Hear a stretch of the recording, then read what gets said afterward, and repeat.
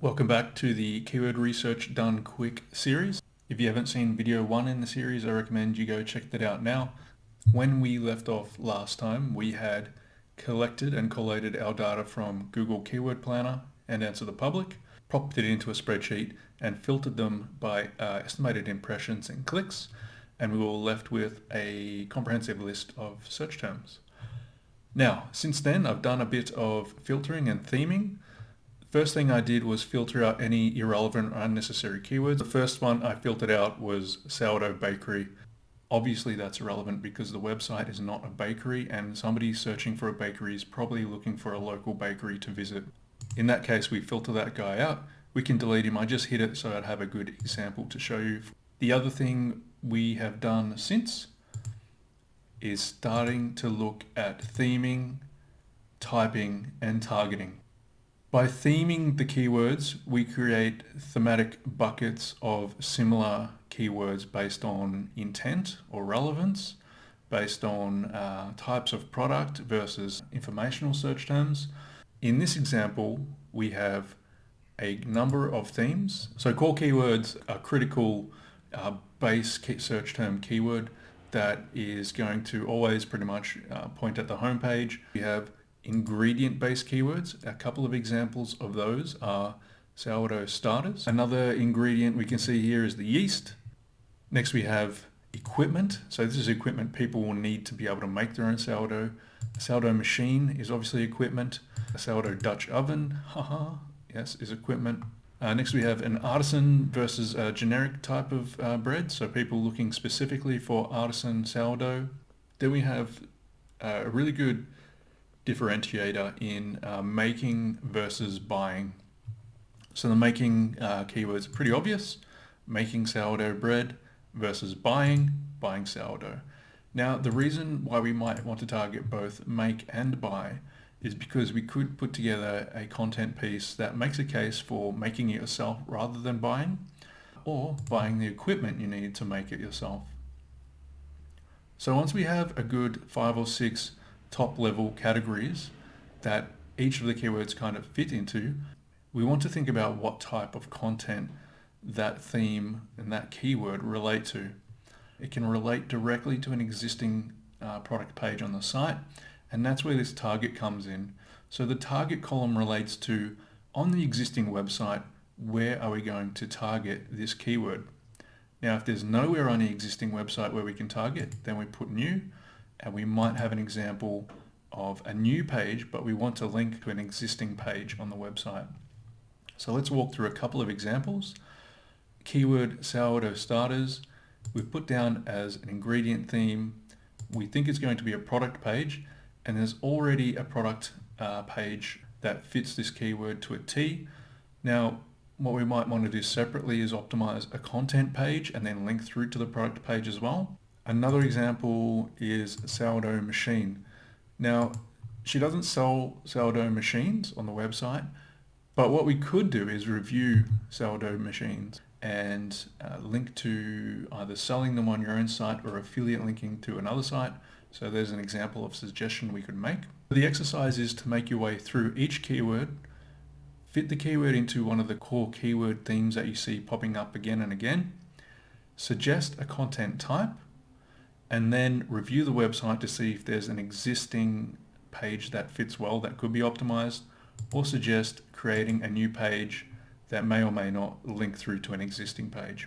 Once we've got this information, it's going to help us put together a bit of a content plan. We've got our keyword planner data that we've revised, themed, and created targets for. We have our Answer the Public data that gives us question-based content that we can write content for. And when we combine the two, we've got the makings of a content plan. We've got our main content topics, which is made up of the keywords that we see appearing again and again.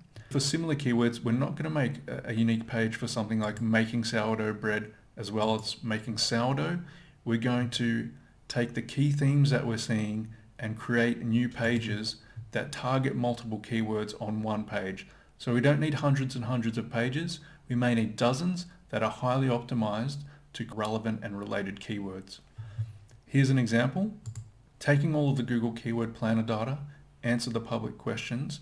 We've put together a prioritized set of content topics, and to start with, we've got that down to 15. So it's not crazy overwhelming. It's something that the client can work towards or outsource and get done quite quickly. So we take each of our content topics and we start to put together a brief. The first one, for example, I'll fill out so you can follow along. Can sourdough starter go bad? Our brief for this is going to be around writing a piece of content around how do we detect when it's gone bad? What does it look like when it's bad? Can we salvage it? The way we find out how we structure this piece of content is A, by looking at the existing content that's ranking, so those competitor sites, and looking at how we can outdo them, how we can create better content. Okay, so we only really need a really brief. I've got here a new content piece discussing if sourdough starter can go bad, how to know and what to do, etc. Now, the next thing we want to look at is what content types would this content topic be suitable for? And in my opinion, it would be a great video and blog post or content piece to start with. Now, references is where it gets interesting.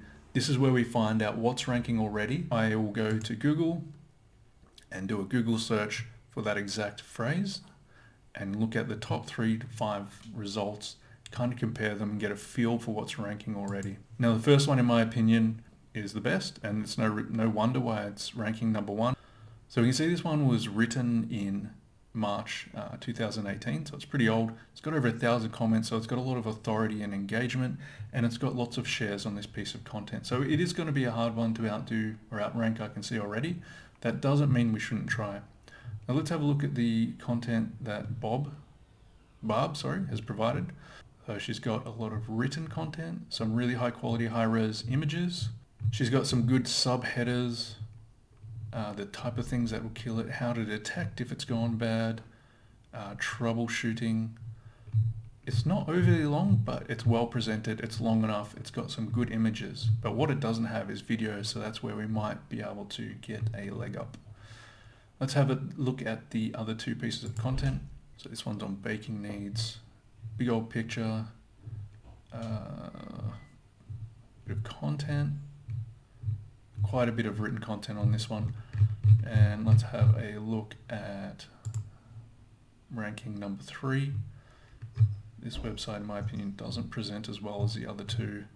It's a very short piece of content. My gripe with the last 2 websites is that they're highly plastered in ads. I can't scroll without seeing 5 or 6 ads throughout the content. I think a really well written piece of content with associated images and a video would potentially rank quite high. So let's provide these 3 websites as our references because they are the ones that are ranking. Just for clarity, providing a reference just means I want the client to have a look at what's already ranking and provide a better, more comprehensive piece of content. I don't want them to copy that content. I don't want them to base their content on it. I just want it purely as a reference to see what they have to outdo. Now, typically in a content plan, you have a due date, and the last column is our published URL. So when we've got that piece done, where does it live on the internet? Is it on your own site? Is it a video on YouTube? Is it both? Is it a guest post on another site?